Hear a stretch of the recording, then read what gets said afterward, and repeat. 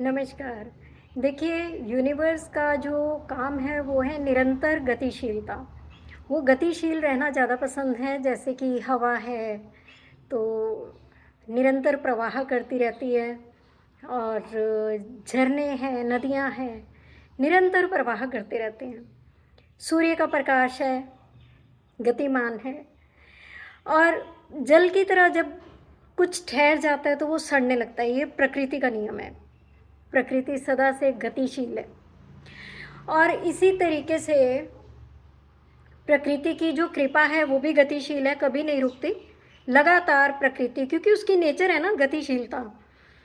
तो प्रकृति का निरंतर जो काम है अबेंडेंस देना भी है, वो निरंतर अबेंडेंट करती है, हम सबको करती है। ठीक है, समय समय पर हमने बहुत कुछ जीवन में पाया होगा, आपने, मैंने, सबने। जो चीज़ें पहले लाइफ में नहीं थी वो धीरे धीरे आने लगती हैं, समय के अनुसार आती हैं। जैसे कि नए नए लोग जीवन में आते हैं, नए नए रिश्ते जीवन में आते हैं, और बहुत सारी आसपास की चीज़ें हैं जो नई नई, जो पहले कभी नहीं थी, फिर हम उनको अपनाते हैं जीवन में। बहुत से भौतिक सुखों को हम जीवन में अपनाते हैं, और बहुत सारी हम लग्जरीज की चीज़ें हैं वो हम खरीदते हैं, इस्तेमाल करते हैं, जो पहले नहीं हुआ करती थी। जब हम बचपन में थे तब बहुत सारी चीज़ें थी जो होती ही नहीं थी, और बहुत सारी चीज़ें हैं जो बाद में आई, तो अब हम एक से एक चीज़ें खरीद के इस्तेमाल करते हैं, है ना। तो प्रकृति का काम है निरंतर आपको एबेंडेंस प्रदान करना।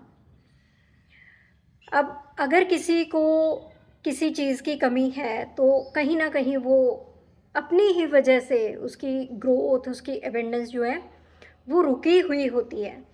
ज़रूरत होती है उस पॉइंट को पहचानने की, समझने की, और उस पर वर्कआउट करने की कि हम कहाँ पर रुक गए, हम कहाँ पर अटक गए, कि प्रकृति देवी की, ईश्वर की कृपा हम पर रुक गई। उस ब्लॉक को पहचानना होता है, और जैसे जैसे हम उस ब्लॉक पर काम करते हैं वो ब्लॉक दूर होने लगते हैं, और हम फिर से उस कृपा को प्राप्त करते हैं जिसे एबंडेंस बोलते हैं। इसी सिलसिले में मेरे को एक एग्ज़ाम्पल याद आती है, जो कि मैंने बहुत सारी रीडिंग्स में देखा कि बहुत ही बुरे तरीके से जीवन जी रहे थे, यानी कि चीज़ों के बिना लोग। और ऐसा लगता था कि इनकी लाइफ में एबेंडेंस नहीं है, और इनके पास साधन नहीं है। और पूछने पर ज्ञात हुआ कि नहीं, इनके पास तो बहुत कुछ है। तो भाई कहाँ है, आप क्यों नहीं यूज़ कर रहे, चीज़ों के बिना कैसे रह रहे हैं, क्यों रह रहे हैं। तो बहुत सारे लोगों की मैंने देखा है कि आदत होती है कि ये ना मैं तब निकालूंगी तब इस्तेमाल करूंगी, वो चीज़ मैं तब निकालूंगी तब इस्तेमाल करूंगी, अभी नहीं करना। फॉर एग्ज़ाम्पल, जैसे कि लोग रेंट के मकान में रहते हैं, अपना घर होगा ना हम तब करेंगे। या फिर जॉइंट फैमिली में रहते हैं कि अभी तो जॉइंट फैमिली है, नहीं नहीं ये चीज़ें नहीं निकालनी, वो तोड़ देगा, वो तोड़ देगी, वगैरह वगैरह, और हम तब यूज़ करेंगे। ओके, अच्छी बात है। इससे क्या है कि मैंने देखा है कि आदत पड़ जाती है चीज़ों के बिना रहने की, और बेतहाशा चीज़ें लोग इकट्ठी कर लेते हैं। मतलब जब वो काम होगा उसके साथ उन्होंने एक टर्म लगा दी, एक कंडीशन लगा दी, और चीज़ों को बाइंड एंड ब्लॉक कर दिया कि हम तभी यूज़ करेंगे जब हमारा ये सपना पूरा होगा। अब आप सोचिए कि सालों साल वो चीज़ें पड़ी रहती हैं, और आजकल तो नए नए मॉडल आते हैं हर चीज़ के। डेट एक्सपायर हो जाती है, वो मॉडल आने मार्केट में बंद हो जाते हैं, उनके तो मैकेनिक भी नहीं मिलते हैं बाद में। और इस तरह की चीज़ें बड़े बड़े ब्लॉक क्रिएट करती है। क्यों? क्योंकि यूनिवर्स का काम है निरंतर देना। यूनिवर्स ने देखा कि मैंने अपना फ़र्ज़ पूरा किया, मैंने इसको ये चीज़ प्रदान की, भले वो कैसे भी आई, किसी भी व्यक्ति के माध्यम से आई या आपने परचेज़ किया, मैंने इसको दिया, लेकिन ये इसका इस्तेमाल ही नहीं कर रहा है।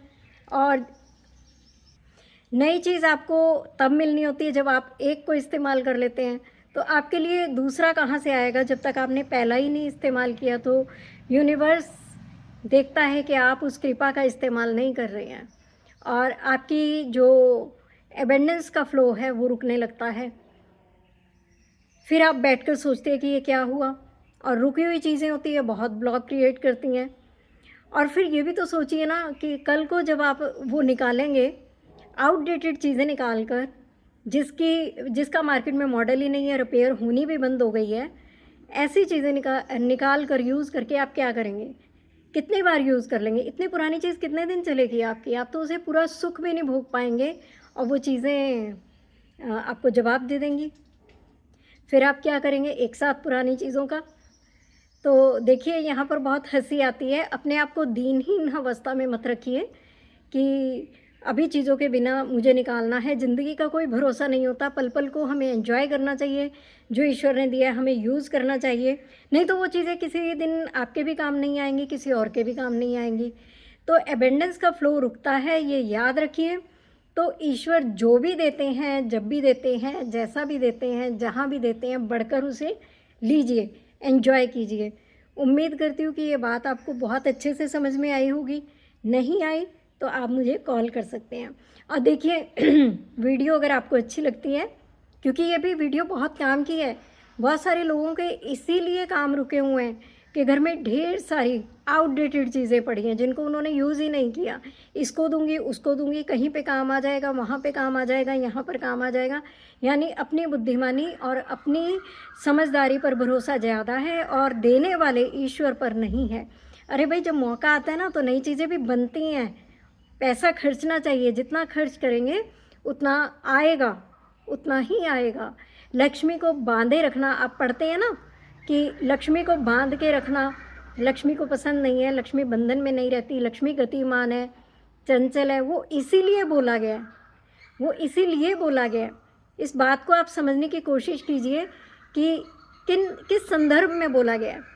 तो धन को गति प्रदान कीजिए, चीज़ों को गति प्रदान कीजिए, ईश्वर ने ऐश्वर्य दिया है तो उसको गति प्रदान कीजिए, उसको खूब अच्छे से एन्जॉय कीजिए और ये वीडियो भी शेयर कीजिए ताकि लोग अपने घरों को टटोलें और इस तरह की पुरानी चीज़ों को जल्दी से निकालें और इस्तेमाल करें।